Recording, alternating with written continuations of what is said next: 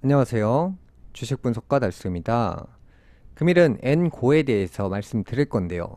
제가 21년도부터 삼성전자 폭락에 대해서 늘 말씀드렸고 22년도부터 부동산 폭락에 대해서 늘 말씀드렸어요. 지금부터 N고를 중심으로 하이퍼 인플레이션이 터지는 관점으로 봐야 되는데요. 이제 베네수엘라나 아르헨티나나 터키가 몰락을 했을 때 과정에서 오르락 내리락 하는 과정이 무수히 많아요. 그리고 나서 몇 년 있다가 경제가 대폭락이 오거든요. 일단 저희가 지금 봐야 되는 건 나중에 문제를 보는 게 아니라 지금의 문제를 봐야 되는데요. 자, 우선 첫 번째로 물가가 폭등한다라고 계속해서 말씀드리고 있어요. 하이퍼 인플레이션이라는 것은 돈을 무제한적으로 찍는 과정에서 물가는 반드시 폭등하기 때문에 미국이 얘기하는 물가 잡을 수 있다, 물가 내려간다는 들을 필요도 없고 믿을 필요도 없습니다. 어차피 거짓말쟁이들이에요. 그래서 이제 설탕 가격이 5년 시세를 보시면 140% 폭등했고요. 생우 시세가 5년 동안 170% 상승했고요. 런던 코코아가 5년 동안 97% 폭등했습니다. 이 얘기가 뭐냐면 앞으로도 계속 올라간다는 관점으로 보셔야 되는 게, 우리가 그동안 저유가, 저금리, 저물가 세상에 살았어요. 이전에 살았던 세상의 판도를 완전히 바꿀 국이 바로 일본입니다. 일본이 지금 N고를 만들기 위한 과정으로 가고 있는데요. 그러면 우리가 살아온 2, 3, 40년간의 그림이 거꾸로 바뀌는 거예요. 그게 뭐냐? 우리는 여태까지 인플레이션을 단 한 번도 경험해 본 적이 없어요. 저물가 세상에서 너무 행복하게 살다 보니까 지금 인플레이션이 시작하고 있는데 이 물가를 잡을 수 있다라고 생각하고요. 국제유가 같은 경우도 올라가다가 떨어진다고 생각해요. 금리 같은 경우도 올라가다가 떨어진다고 생각해요. 왜냐면 너무 오랜 시간 그 행복을 누렸기 때문에 다시 돌아가고 싶은 그 마음이 큰 거예요. 하지만 역사라는 것은 한 번 판도가 바뀌면 다시 돌아갈 수가 없어요. 그래서 제가 이전부터 말씀드리는 게 고유가 기준으로 봐야 되고요. 유가가 신고가 간다고 했죠. 그 다음에 고물가, 식품 가격이 신고가를 간다고 했어요. 계속. 이게 멈추는 게 아닙니다. 계속 갑니다. 계속. 그 다음에 하반기부터 말씀드리는 게 금리는 절대적으로 내릴 수 없다고 말씀드리고 있습니다. 제가 상반기까지는 참 많은 부분들을 검토하면서 미국의 몰락에 대해서 계속해서 말씀드렸습니다. 그러면서 금리를 내리면 그때 파산한다라고 했죠. 미국의 얘기를 잘 들어보면 금리를 내릴 것처럼 줄다리기 밀당을 하고 있는데 듣다 보면 진짜 내릴 것 같거든요.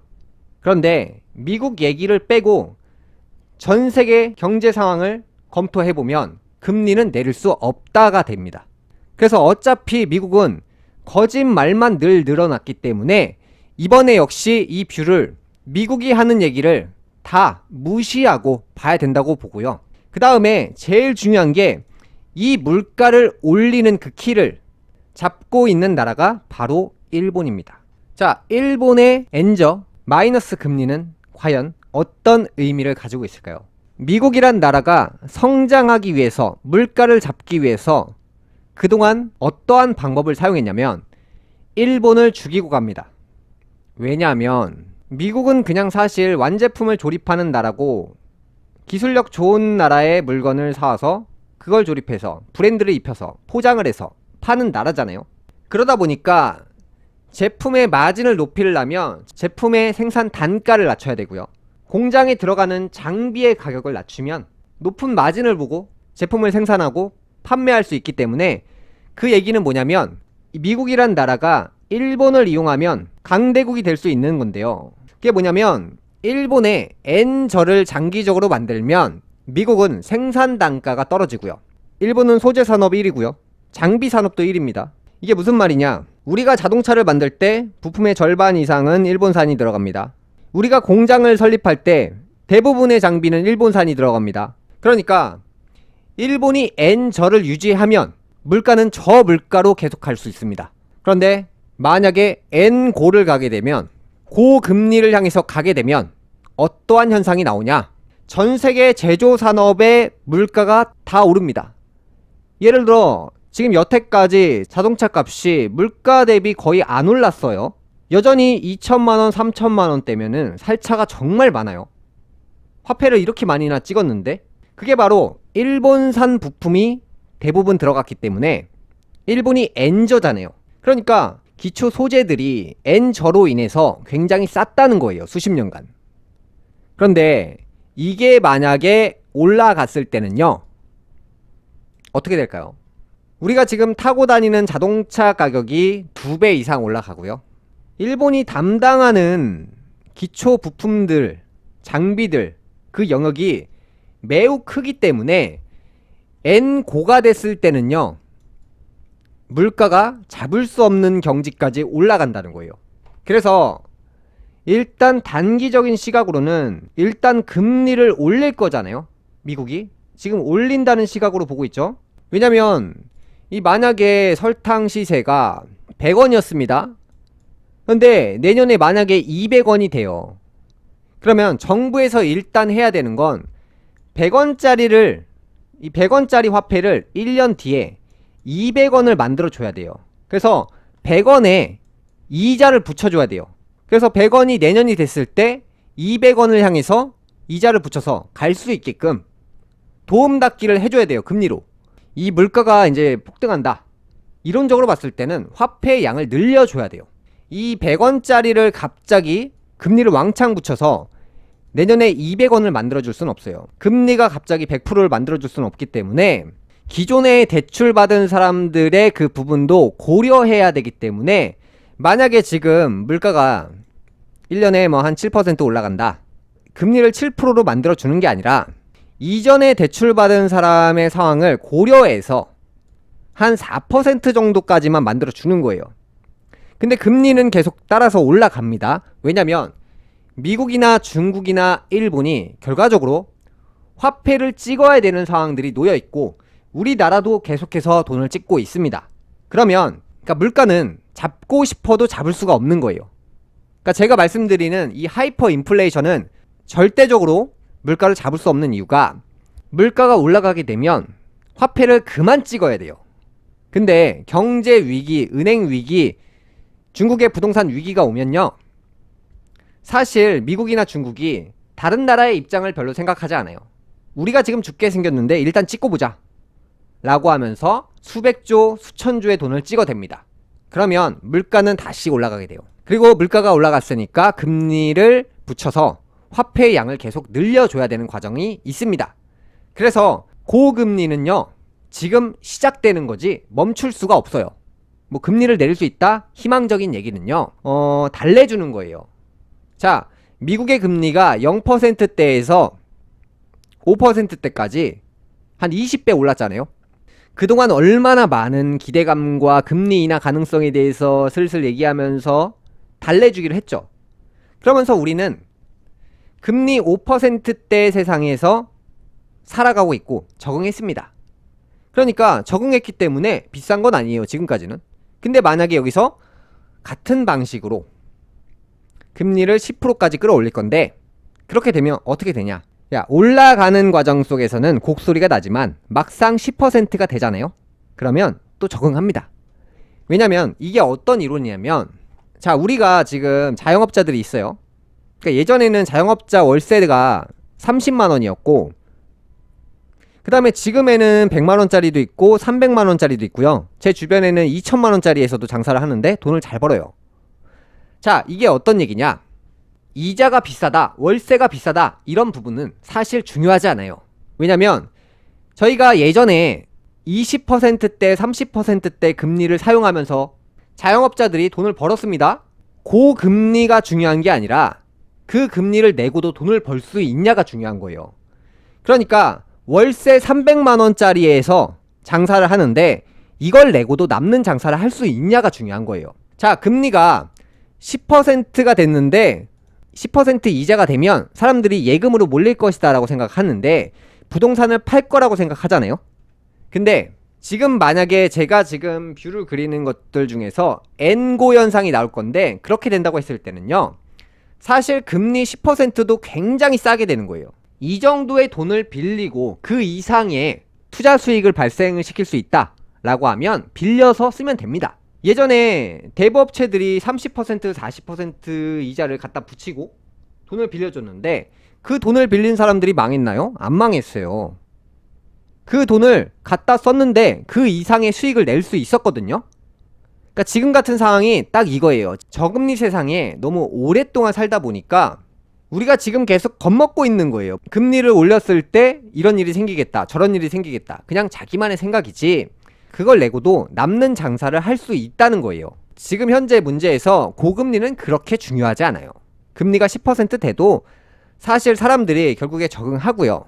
21년도에 이제 삼성전자의 몰락, 22년도에 부동산의 몰락에 대해서 무수히 많이 말씀드렸는데요. 지금 만약에 이대로 간다면 하이퍼 인플레이션 관점으로 이 뷰를 다시 수정해서 봐야 되는데요. 이 얘기는 뭐냐면 이 종이가요, 휴지가 되는 거예요. 휴지가. 그러니까 사실 종이를 들고 있을 바에는 벽돌을 들고 있는 게 나을 수도 있는 거예요. 이게 어떤 얘기냐, 모든 지표가 이 부동산 폭등 가능성이 나오고 있는 거예요.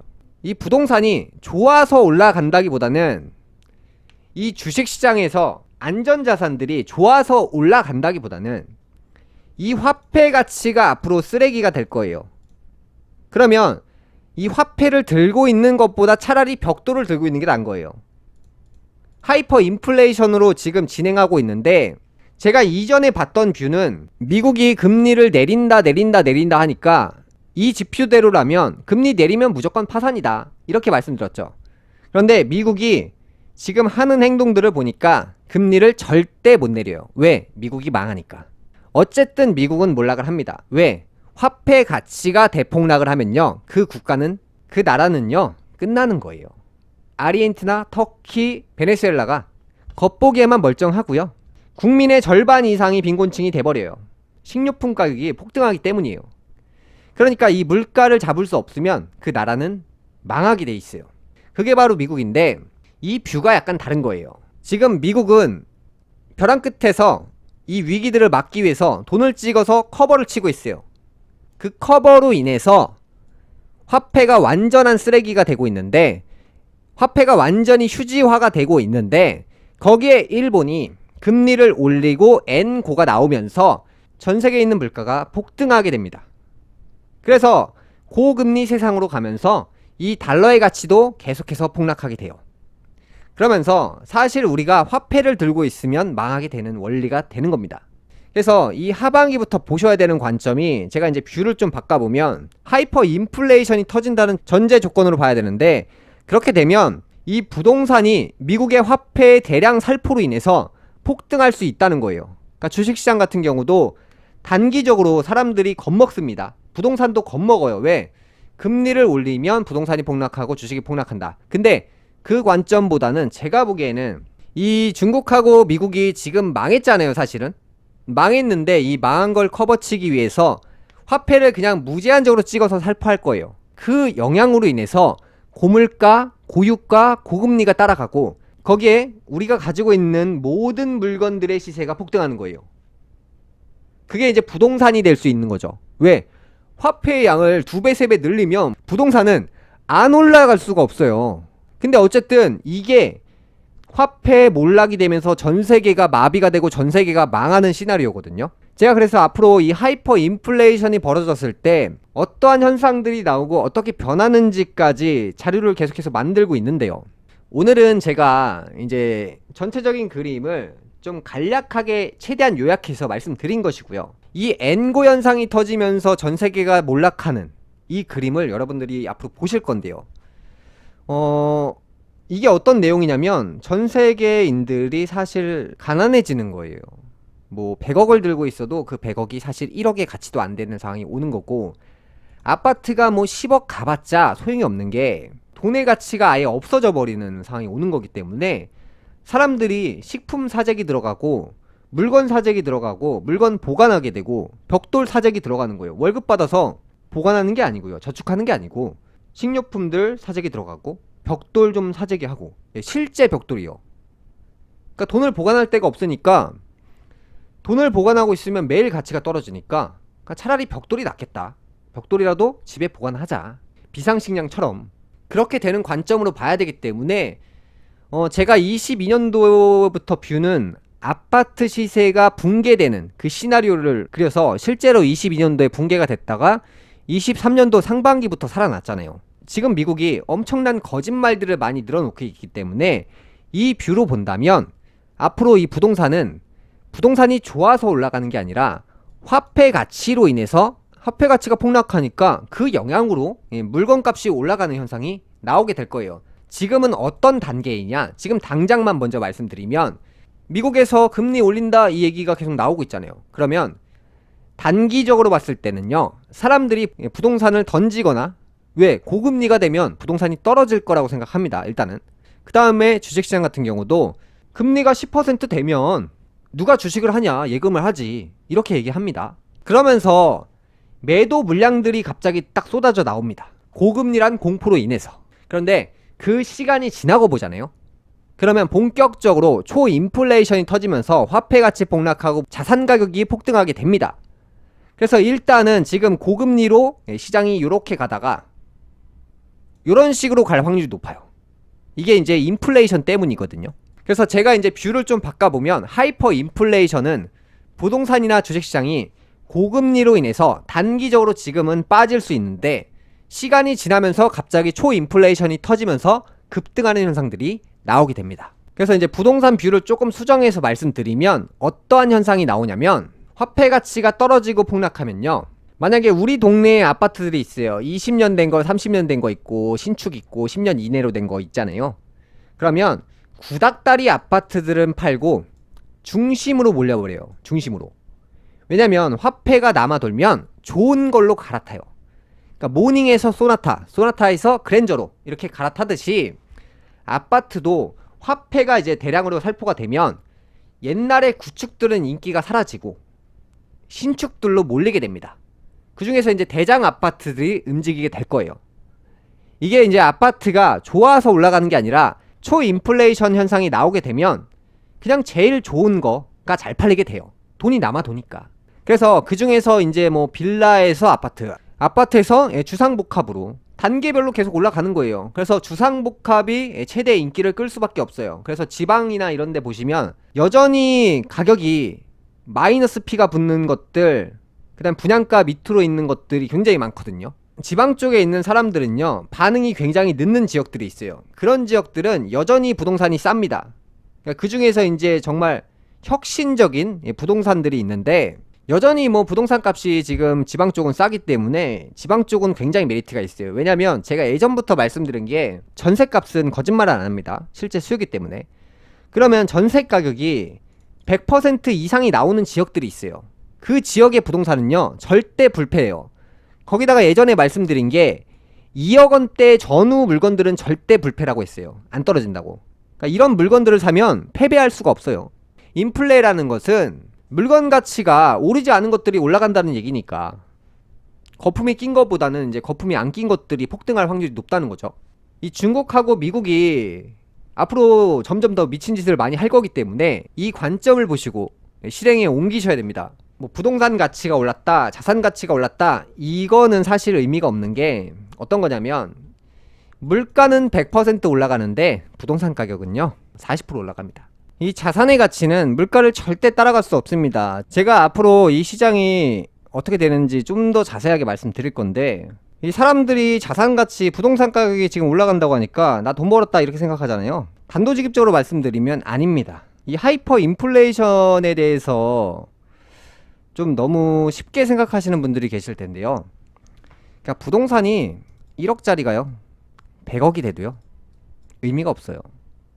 실제 자산 가치가, 그러니까 화폐 가치가 1억짜리가 100억이 돼야 되는데 화폐 가치가 이제 물가가 너무 많이 올라가기 때문에 사실 이 화폐 가치는요 1억짜리가 100억이 돼도 사실 그 당시가 되면 실제 가치가 30억 밖에 안 돼요. 그러니까 그냥 커버를 치기 위해서 올라가 주는 것 뿐이지 화폐의 실제 가치는 반토막에 반에 반토막에 이런 식으로 계속 떨어지게 될 거예요. 그러면 어떤 현상이 나오냐, 우리가 지금 1시간을 일을 해서 한 끼를 먹을 수 있잖아요.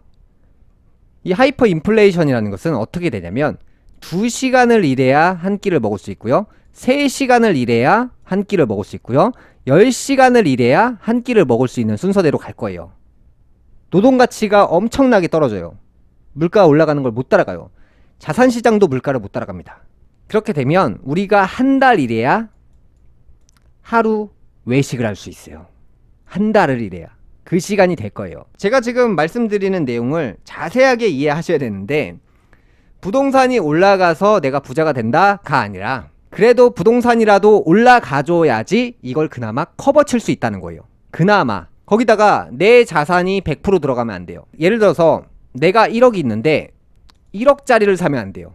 이 하이퍼 인플레이션이라는 것은 최대한 내가 영끌을 해서 물건을 사서 그 물건이 폭등을 해줘야 그나마 본전이 되는 거예요. 내 자산 가치가.